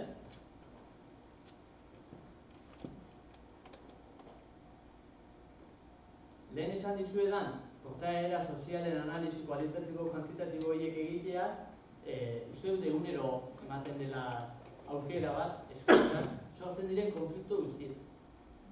Konfliktoak batzutan analizatzen ditugu soilik personaren jokabidetik. Hau da, ume horiek, egoera horien aurrean hartzen duten jokabidea zein den analizatzen dugu, eta jokabide horren aurrean izan beharko, edo egoera horren aurrean izan behar zuen jokabide egokia zein ote dan edo, beraiekin aztertzen saiatzen da. Baina batzutan, horren atzean, egon daiteke, egoera bat, non hori gertatzea gauza normala izan daiteke. Orduan, egoera hori aldatuz gero, beste guztia aldatzen da automatikoa. Demagun sarrera irteerak, ikasgelako sarrera irteerak, jolastordoti bueltan edo konfliktibo samarrak izaten ditela. Orduan, hor ere, askotan, egiten dugun analisia soilika portaera izatutakoa. Goazen analizatzea benetan perspektiba matematikotik egoera horietan gertatzen da. Agian, konponbide interesanteren bat bilatuko genuke, hor gertatzen den hori beste soluzio bat eman alizatuko. Eta umeek behar bada, emango lezkiukete konponbide interesanteak olako egoeretan gertatzen diren arazo horiei konponbide emateko. Adibideak baditut, gero emango dizuet bat, interesanteak. Olako gauza horiek nola funtzionatu dezaketen aztertzeko, bai? Espresio desberdinetan egon daitezken zailtasunak, eta horiek izan dezakete, analisi kualitatibo-kuantitatibo, bai? Patroiak bilatu behar ditugu, matematikak patroiekin funtzionatzen du asko, bai? Lehen hau esan dizuetan bezala, bizitzan dauden errealidade desberdinek patroi berdinaren baitan egin daude, bai? Eta patroi horiek nola elkartzen diren ikusi behar ditugu, bai? Patroi batzuk izango dira geometrikoak, beste bat patroi batzuk izango dira numerikoak, bai? Eta horiek aztertzen baldin baditugu, nik uste bide politia eukiko dugu lan lantzeko. Nekatzen ari zen, eta inbeste kontukin. Aurrera. Eskolan, ekatu ez duzuet, baina daukagun proiektuetan ere berdina gertatzen da. Dauzkagun proiektuetan ere, eta lehenkoak, burura etorri zitzaidan ideia interesante bat, beti olako formazioetan da esan izan dugunaren inguruan, ezta? Beti landu dugunean proiektu bidezko metodologiaren interdisciplinaritatea esan dugu, ardatza demagun oso literaturari lotua danean, oso zaila da matematika bilatzen. Orduan, beti azaldu izan dugu hemendik, komeni dela beste ardatz metodologiko bat bilatzean matematikari lotuta. Bai? Matematikaren gidaritza beste ardatz batetik eramatea kasu honetan. Baina lehengoan, honen inguruan, irakurtzen ez dago liburu bat, eta honek ideia asko eman dizkiareko momentu honetan gauza askotako gaina egiten dugu. Gero esango, ez oso titulo txusia du, oso amerikanoa eta gaina ematen du de autoayuda, ¿verdad? No está de autoayuda. También que cambia el chip. ¿Cómo afrontar cambios que parecen imposibles? Esaten du, baina ez da de autoayuda ez da, Nahi laguntzen naiz, baina gauza askotan, apuru askotatik ateratzen nahi bastante. Baina, rekomendatzen dizut, bai? Gigante hortan, saltzaileen gigante hortan badago. Banda egin publikoki. YouTubeen ere ateatzen ari gara eta bazkare. Etxeetara etortzen gigante hortan badago. Esaten egin zuen, demagun, olerki errezitaldi bat, eskolaotan, behin egiten proiektu bat izan da, ezta? Hiruileko bukaeran olerki errezitaldi bat egin. Eta orduan, egiten dugun prozesuaren dinamika normala izaten da, lehenengo olerkiak jaturri, gozatu olerkiekin, olerki estilo desberdinak, aurrentzat, helduentzakoak, horrek lanketa bat izaten du, liburu desberdinak irakurri, gero olerkiak sortu, asmatu, kopiatu, moldatu, proposamen desberdinak bat daitezke, gero errezitatzen ikasi, eta hor lanketa luze bat dago, hizkuntzari dagokionez, eta bestelako sentimen batzuri ere lotuta daitekeena, hizkuntzak ere hirurak elkartu ditzakegu, eta bukaeran dago olerki errezitaldi. Eta klaro, betikoa, horrek ze matematika izan dezakeatzen. Matematika interesante bat izan daiteke, aztertzea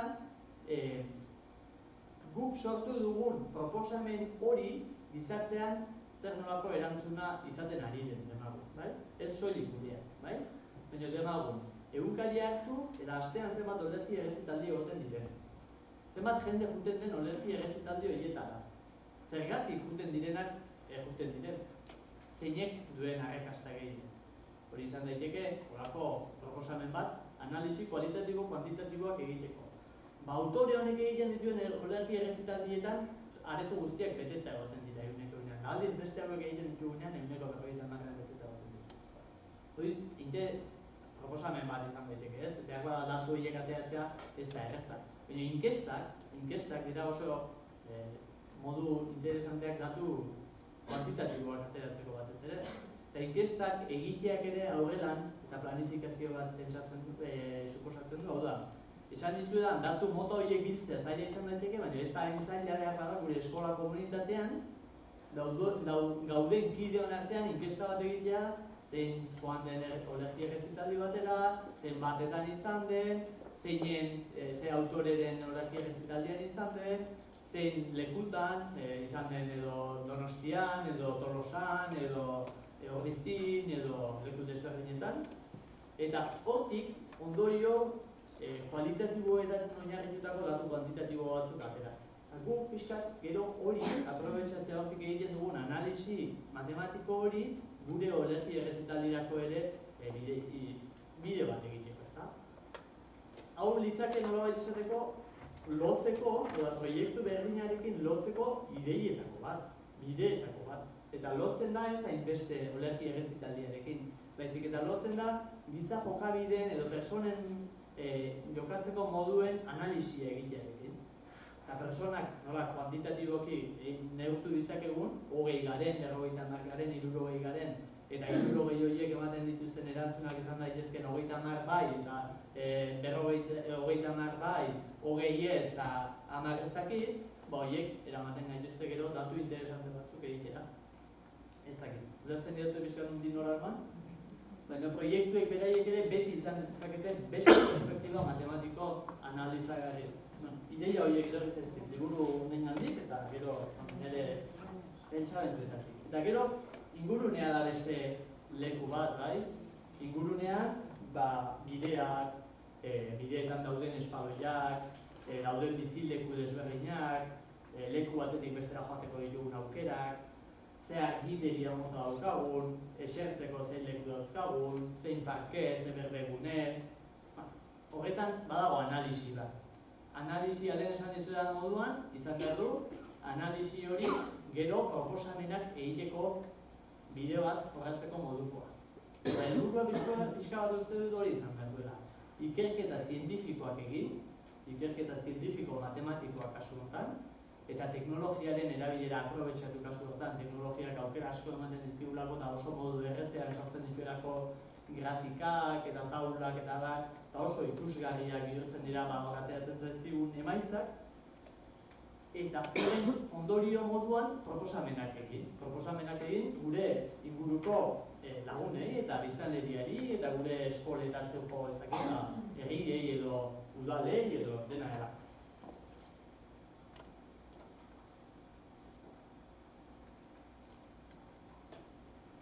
Bueno, markoa pixkat gehiago zehaztuta dago, hau da, kurrikuluma nola da, kurrikulum horren baitan matematika nona aztertuko dugun, eta orain, emango dizkizuet proposamen didaktikoentzako patroi bat. Nire ustez patroia izan dako lukena, matematikako proposamenak egin behar ditugun perspektibo honen analizi honetan, bai? Bat, manipulazioan oinarritutako praktika. Lehen esan dizuet, eta ez da gauza banal da, bai? Piagetek bere ikerketetan proposatu zituen hainbat garapen estadio edo zeudela, garapen fase zeudela ikasleen ikaste prozesuetan. Piageten ikerketak izan ziren batez ere matematika arloan. Eta matematika arlo horretan, berak atera zituen ondorioen artean, zeuden lau fase horien artean azkena, operazio abstraktuen fasea edo deitzen diona, hasten dela gutxi gora bera 11 urtetik aurrera. Guk noiz hasten ditugu geure umeak abstrakzioarekin lanean. Askotan oso azkar. Eta, bueno, Piageten ikerketak oraindik ere nik uste dut vigente dauzkagula hezkuntzan behintzat. Eta ikerketa horiek eragin bat badu izan behar dute gugan. Orduan, manipulazioan oinarritutako praktikak ez baldin badaude, zaila izango da ezagutza barneratzen. Eta matematiketan tamalez askotan jotzen dugu abstrakzioa. Bai? Ez ahaztu ideia hori. Gainera, berez ere kurrikulumak lagundu egiten dugu. Eta kurrikulumak hau esaten bai. Lehen hezkuntzako matematikako arloko funtsa esperientziazkoa da bereziki. Eta ikasketa edukiei denetariko ideia matematikoak, parentesi artean gehitzen du kontzeptuak, prozedurak, propietateak, erlazioak, egiturak, eta bar, sortzeko gai diren zenbait material didaktiko manipulatuz ekin behar. Manipulatzeak oinarrian daukan gauza ez da ukitzea bakarrik. Batzutan nola ulertzen dugulako. Manipulatzea zerbait ukitzea izan behar dut, ez. Demagun, nik esan ditudan proposamen horiek, familienak adibidez, oso manipulagarriak izan daitezke umeentzat. Zergatik, euren sentimenduekin oso lotuta daudela. Norberak bere familiaz hitz egiten duenean, eta bere familian 3, 4, 5, 6, 10 persona direla esaten duenean, ez ditu ikutzen etxean aurrean ez dauzkalako, baina argazki bat baldin badauka hori ere manipulatzea izan daiteke. Ulertzen diazu ezer esan entzudan horrekin. Oda, manipulatzea beti ez da piezak eukitzea, eta pieza horiekin jolas egitea. Baizik eta gure sentimentuekiko lotura du. Hau da, umeek ikutzen dutenean, zaboreatzen dutenean, usaintzen dutenean, entzuten dutenean, horiek sentiarazi, horiek dituzte manipulazioarekiko, loturarekiko sentimentu horiek. Orduan, guk best adinean edo zailtasuna dauzkagunean ikutzeko, horrena ikutzea, noski, ikutzeko zailtasuna dauzkagunean, bezalako atxikimendu batzuk bilatu behar ditugu jakintza horiekin. Eta atxikimendu horiei esker lortuko dugu benetan manipulazioak lortzen duen zer hori, ezta? Bigarrena, ikerketa zientifikoaren oinarriak bultzatzeko moduko praktikak bultzatzeko. Lehen ere esan dituen, ikerketa zientifikoak oinarritzen dira batez ere proposamen berriak egitean. lehen esan zuen mundua hobetzeko, personak luzeago bizitzeko, gaixotasun batzuk sendatzeko, eta orduan, guk ere egiten ditugun analisiak egin behar ditugu hortarako, zerbaitetarako. Orduan, ikerketa zientifikoak askotan hasten ditugu esperimentuekin. Eta esperimentuak tamalez dira dagoeneko badazkigun gauzak konfirmatzea nolabait esateko. Ura eta gatza, duela urte batzu ja behin baino gehiagotan kontatu dut, baina arrautzak gogortzeko fasea badakizu nolakoa da, ezta? Ura jartzen da berotzen, irakiten hasten da, edo lehenago botatzen dira arrautzak, eta denbora bat pasatzen da, eta arrautza lehen barruan egon ez dena, hola, hausi egiten da, gogortu gabe dago, eta barruan egon dena, gogortu egin da. Ikusi dugu, gertatu da. Ez, saiatu horren azketik dagoen teoriarik bilatzen, ez duzu bilatuko uneekin da. Guk ere ez dakigu oso ondo ze gertatzen da. Orduan, batzutan horietan erortzen gara, ikerketa zientifikoa esperimentuak egitea da. Eta ez, ikerketa zientifikoa da egoera desberdin batzun analisia egitea, eta analisi horiek eraman behar gaituzte egoera erreal horren inguruko deskripzio bat egitea, eta deskripzio hortatik utzuneak bilatzera, eta utzune horietarako proposamenak bilatzera. Orduan, guk non dauzkagu batez ere ikerketa zientifikorako gaiak. Inguruneko naturaren esperimentuetan, ez gutxi. Gu genetika eta ez dugu asko manejatu. Eta manejatuko bagenu zora gari, baina hor, denbora asko pasatzen du, ez? Gertatzen denean zora gari, lehenko batean berrobin izan nintzen, eta hazi bat duzuten, hazi hori gero lorea eman zuen, lorea pixkat zuaizten ari zen, eta orain, landatu behar zuten kako. Baina horrek eskatzen du, denbora. Eta denbora hortan dagoen ikerketa zientifikoak, denbora horren baitakoa da. Orduan, ezin dugu aurreratu asko gehiago. Aldiz, kasu hauetan bai egin dezakegu ikerketa zientifikorako beste ibilbide bat. Gehien bat, oinarritzen baldin bagara, beste erabateko ikerketa zientifikoetan. Ez hainbeste naturarekin egiten ditugun ikerketetan. Eta metodo zientifikoaren bila etengabe esperimentuetan abiatzen gara. Goazen hipotesiak egitera. Ura jarriko dut, gatza botako dut, irabiatuko dut, eta gertatuko da. Apuntu guztia da. Hori ez da inoentzat esperimentua. Hori ez da ikerketa zientifikoa egitea. Hori da esperimentua egitea. Bai?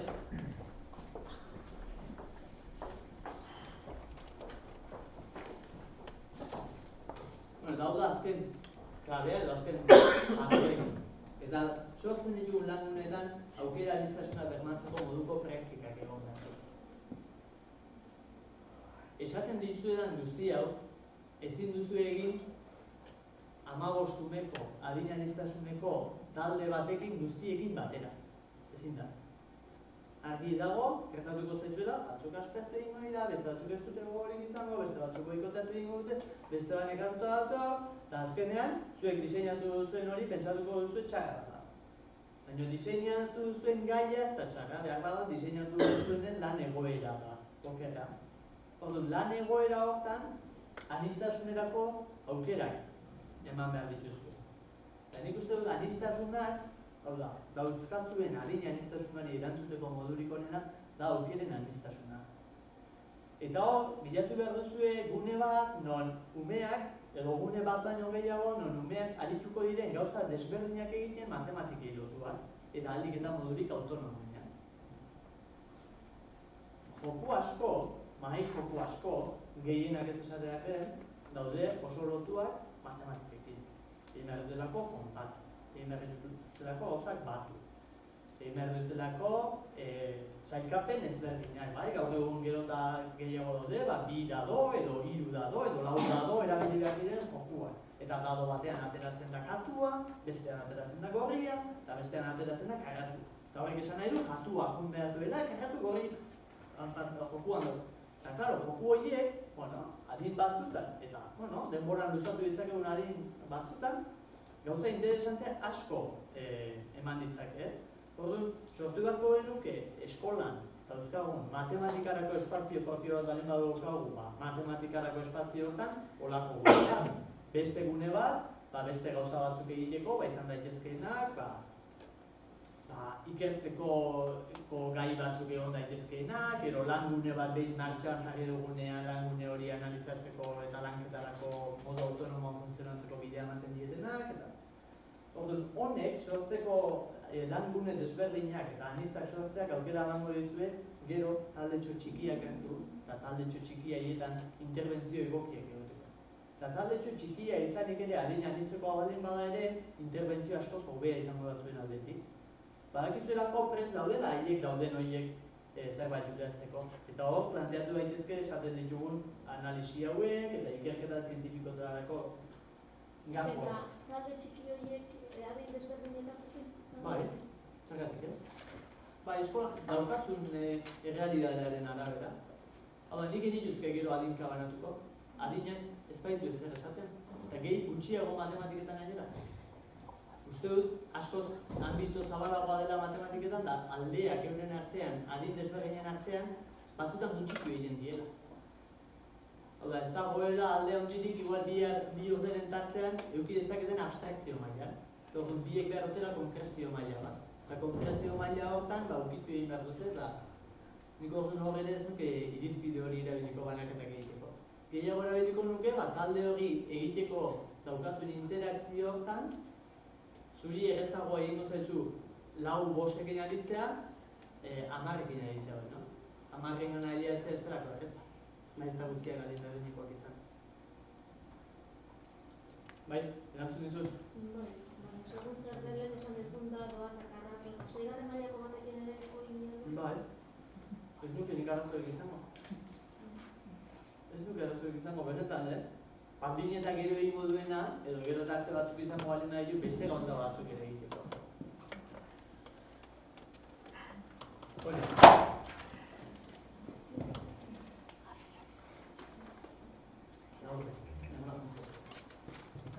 Bango dizuet 5 minutu testu errez bat irakurtzeko, bai? Bi orrialde besterik ez da.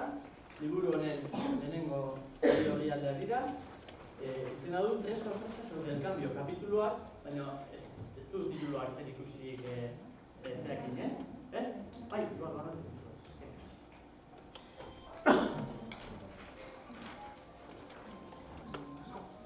Irakurtzen zuen lasai, eta gero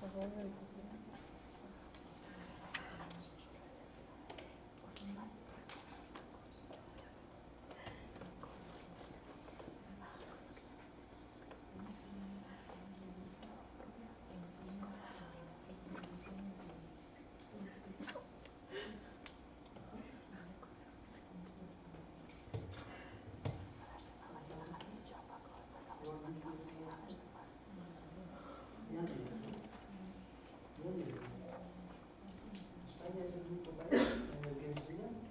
Hacer revisiones con 2 cifras. Europa lo hace con 2 cifras.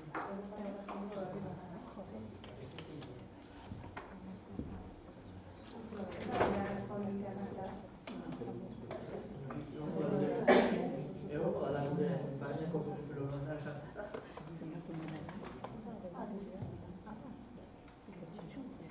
Bueno, zerbait sugeritzen dizu honek, irakurritakoak.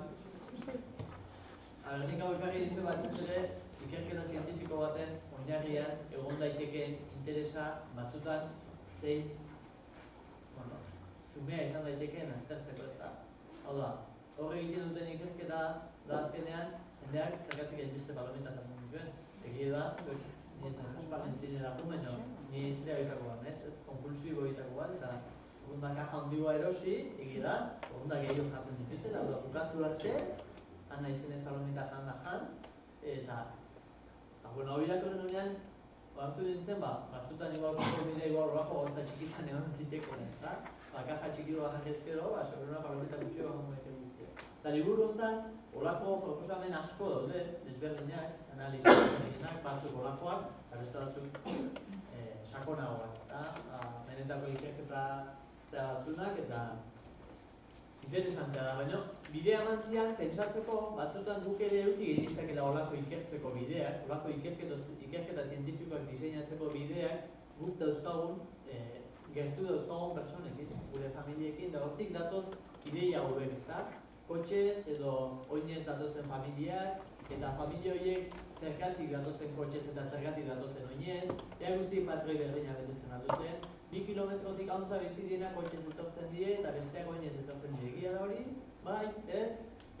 Gero lanera jun behar dutena kotxez etortzen dira, eta gero ez baute lanera jun behar oinez etortzen die. Bai, egia da hori, olako gauzak izan daitezke ikergune, eta gero egon daiteke hortik proposamen bat, hori hobetzeko proposamena izan daiteke hau, edo bestea, edo zera, edo ura. Eta, bueno, analisi interesante bat da, umeekin batera egin dezakeguna, eta adin txikienek ere, hor, izan dezaketena bere interbentzio zati bat, bai? Datu bilketa hortatik egiten den analisi hori, euren gandik gertu egon daitekelako, eta hori ere manipulazio puntu bat izan daitekelako, kopuru hori manipulatzea, bai? Gure gelatik bost etortzen dira kotxez, hau, eta hau. Eta beste 6 etortzen dira oinez, hau, eta hau. Hau kotxez, hau oinez, ikusi egiten dute, ulertu egin dezakete, bai? Eta gipizkat ideia horiek. Bueno, oain, proposamena zan, 10 minutu ditugu, berdin baduzu guztionen artean landu dezakegu, baina proposamena zan, eta hemen izak klasetako pantalla da, hau izan 4 terciosoetako bat izango, izan bertango da. Baina ez da ikusten, bota ditut saioan, irakurriko bizkizuet, jatea, lo egitea, mugimendu atxeden hartzea, gure realitatean elkarrekin bizitzea eta bat, hori analisi matematikoan egon daitezken ikergai batzuk bota ditut, janariaren adibidez, edo lo egitearen ere interesgarria izan daiteke, zein ordutan jotzen garen eta egia da aldibenean sartzen gara oso familia eremuko espaziotan, baina, bueno, beste batzutan sartzen gara lorka handirik, beste gauza batzuk izateko. Orduan gauza honetarako ere behar da sartu gaitezke, atxedena eta zenbat ordu eta gauza hori. Espazioen antolaketa matematikatik aztertzea, ipatu dizut baita ere, jolaserako lekuak nola antolatuta dauden, lanerako eta ikasteko lekuak nola antolatuta dauden, analisi kualitatibo-kuantitatiboa bideratu daitezke, hobetzeko proposamenak garatzeko, bai? Bueno, interesantea izan daiteke baita ere, gure eskola ikuspuntu hortatik analizatzea, gero hobetzeko proposamen batzuk egiteko.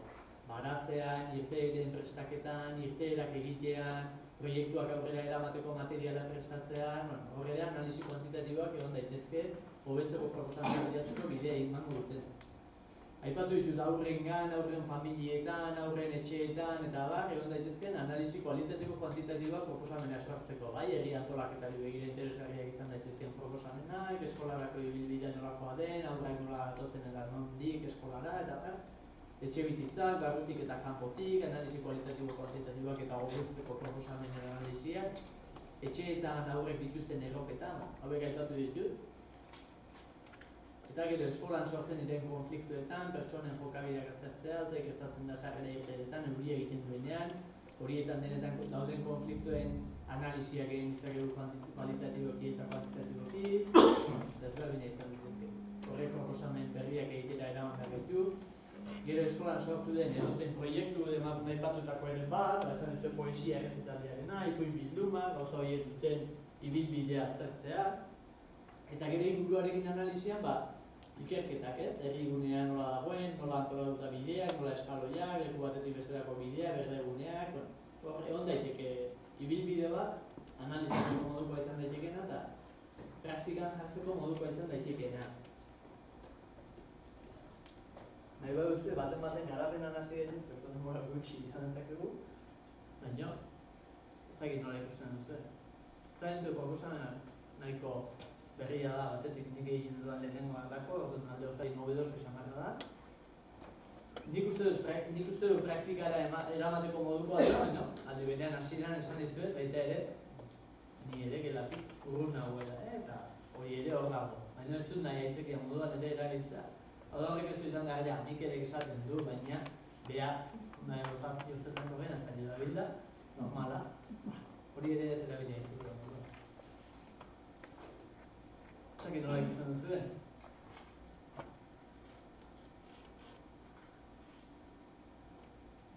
Bueno, hurrengoan, amabian, batetik gobiatu Leire, Kesundoko Leire, uste dut proposamen oso interesantea dauzkala, eta buruan baditu besteren batzuk, eta igual tartero batean dizuet, edo behir mazatuko dizuet, eta hitz egingo dugu, bai?